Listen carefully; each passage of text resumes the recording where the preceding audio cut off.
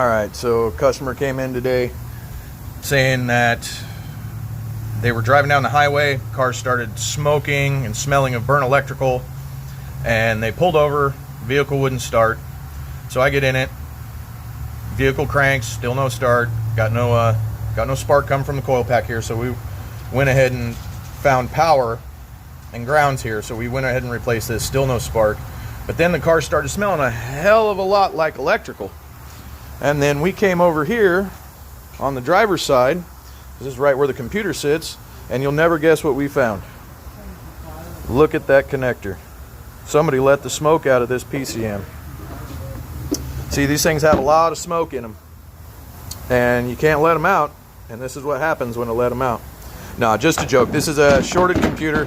Still have to find the wire that shorted and caused this to fail, but yeah, very bad electrical smell coming from here. So always make sure you check your electrical wires and double check everything before you go any further on a no crank, no start with an electrical smell.